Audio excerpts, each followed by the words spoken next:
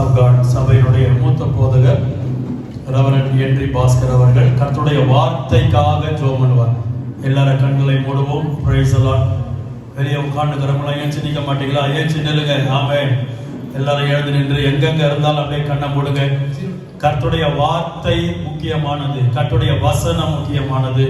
அருமையான போதகர் ஜெபம் பண்ணுவோம். நல்ல ஆண்டவரே, நாங்கள் நன்றியோடு குடும்பத்தை ஸ்தோத்திரிக்கிறோம்.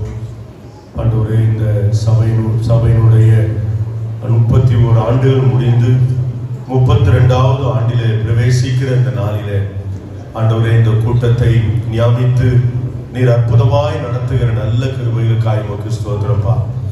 ஆண்டவரே, அருமையான ஊழியக்காரர் மூலமாக ஆண்டவரே நீர் கொடுக்க போகிற நல்ல வார்த்தைகளுக்காக நாங்கள் உமக்கு நன்றி செலுத்துகிறோம்.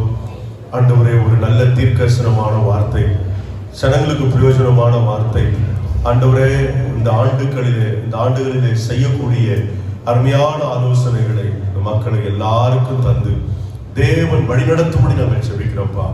உடைய பிள்ளைகளை நடத்தி கொண்டு வந்த ஆவியானவர் இன்றைக்கும் எங்கள் மத்தியிலே போதுமானவராக இருக்கிறதுக்காய் ஸ்தோத்திரம். ஆண்டவரே, உடைய மக்கள் கர்த்தருடைய வார்த்தைகளை நன்கு கிரகித்துக் கொள்ள, கேட்டுக்கொள்ள, அதை பிடித்துக் கொள்ள ஆண்டவரே உதவி. சில பிள்ளைகள் இருக்கிறாங்க, அந்த பிள்ளைகளை ஒருத்தன நான் ராஜ்யமாக அபிஷேகம் பண்ண போகிறேன்.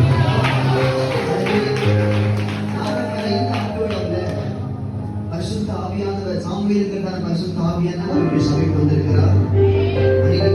சாமுவேல் பெத்லகேமுக்கு போனது கூட இன்னைக்கு மகாபலிபுரத்துக்கு வந்திருக்கிறார். இன்னைக்கு ஈசாயிக்கு போனது கூட இன்னைக்கு ஏகதரிசி வந்திருக்கிறார்.